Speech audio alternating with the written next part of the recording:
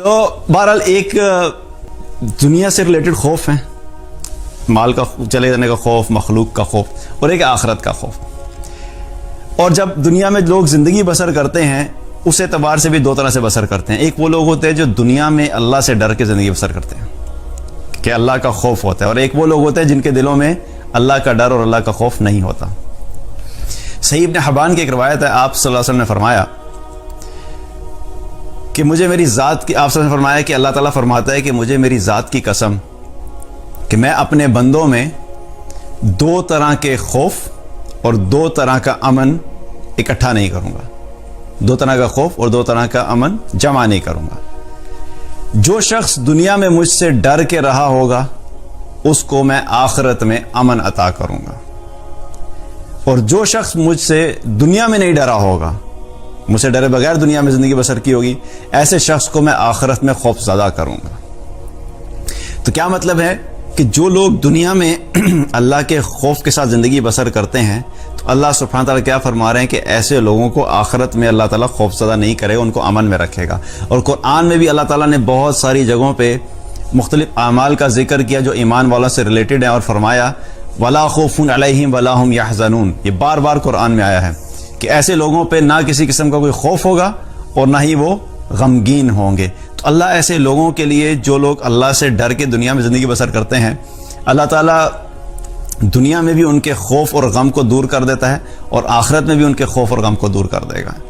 تو یہ جو آخرت کا خوف ہے اور اللہ کا ڈر ہے، یہ ہمارے ایمان کا بہت اہم حصہ ہے، کیونکہ جب ہمارے دلوں سے اللہ کا ڈر نکل جاتا ہے تبھی معاشرے میں برائیاں پھیلنا شروع ہوتی ہیں، کیونکہ ہم لوگ اکثر اپنی زندگیاں لوگوں کو دیکھ کے گزار رہے ہوتے ہیں۔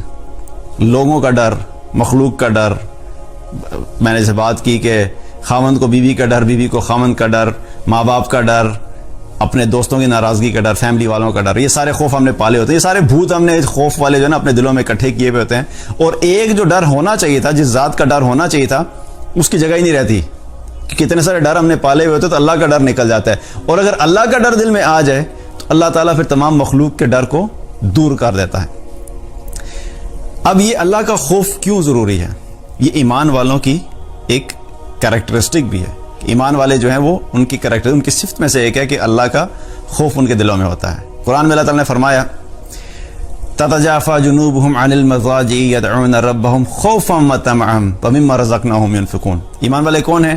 کہ جن کی پشت، جن کے پہلو راتوں کو بستروں سے الگ رہتے ہیں اور وہ اپنے رب کو خوف اور امید سے پکارتے ہیں، اور جو رزق اللہ نے ان کو دیا ہے اس رزق میں سے اللہ کے راستے میں خرچ کرتے ہیں۔